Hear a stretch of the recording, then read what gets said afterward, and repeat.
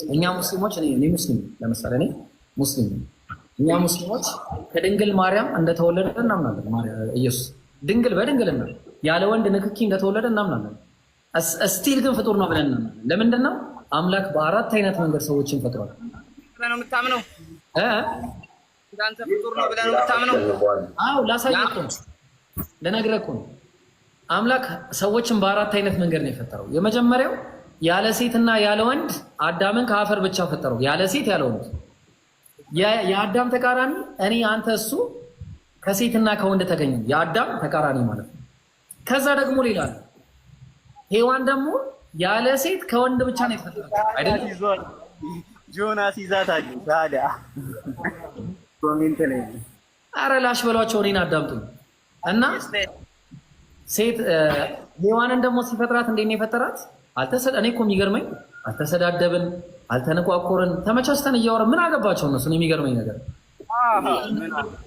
ጤነኛ አይደለም። ከዛ ሔዋንን ደግሞ ያለ ሴት ከወንድ ብቻ ነው የፈጠራት። ልብ አድርግ፣ ያለ ሴት ከወንድ ብቻ። የሔዋን ተቃራኒ ደግሞ ኢየሱስ ያለ ወንድ ከሴት ተፈጠረ። ምን ነው ታዲያ የሚገርመው?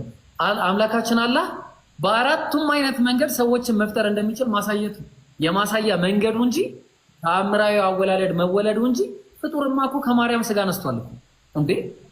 የማርያም ስጋ እኮ የተነሳ አይደል እንዴ? ሰገሪያንስ ከማርያም እኮ ስጋ ነስቷል ታውቃለህ?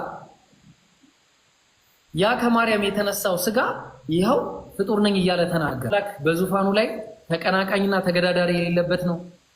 አንዱ አምላክ በሕያውነቱ ላይ ሞት የሌለበት ነው። ኢየሱስስ ሞቷል ተብሎ ባይብል ላይ ተቀምጧል። የሚሞትና የማይሞት እንዴት እኩል ሊሆን ይችላል? በምንም ታምር አንድ እኮ ሊሆን አይችልም። በየትኛውም አይነት መካኒዝም ነው የምልህ።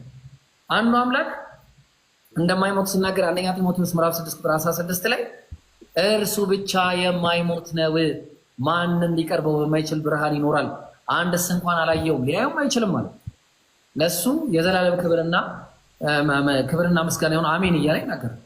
ሰው አንድ አምላክ ካልሞተ ኢየሱስ ከሞተ አምላክ ሞቷል እያለን እንደገና ልንናገር እንችላለን? በጭራሽ። ተነስቷል እኮ አይደለ? አምላክን ያስነሳው ነው የሚለው ሐዋርያት ሥራ ምዕራፍ 5 ቁጥር 30 ላይ የአባቶቻችን አምላክ አስነሳው ይላል። ሐዋርያት ሥራ ምዕራፍ 13 ቁጥር 34 ላይ እንደገና ወደ መበስበስ እንዳይመለስ ከሙታን አስነሳው ይላል። ቢተወው ኖሮ ይበሰብስ ነበር ማለት ነው። እግዚአብሔር ምን አለ መሰለህ? ትንቢተ ኢሳይያስ ምዕራፍ 50 ቁጥር 12 ላይ የሚበሰብስ የሚሞተውን እንደ ሳርም የሚጠወልገውን የሰውን ልጅ ትፈራ ዘንድ አንተ ማን ነህ አለ። ልብ በል፣ የሚሞተውን እንደ ሳርም የሚጠወልገውን የሰውን ልጅ ትፈራ ዘንድ አንተ ማን ነህ አለ። ኢየሱስ ሞቷል? ጠውልጓል? አልጠወለገም? ጠውልጓል። ኢየሱስ ሞቷል ወይስ አልሞተም? ሞቷል። ታዲያ አልዓዛርንም አምላክ አስነስቶታል እኮ በአምላክ ፍቃድ ኢየሱስ አስነስቶታል። ኢየሱስ ሲሞት ብዙ ሰዎች ከመቃብራቸው ተነስተዋል። እኔ እናንተም ሞተን አንቀርም። አምላክ እኮ ያስነሳናል። በራሱ ፍቃድ ግን አልተነሳም ነው ችግሩ። ገብቷል?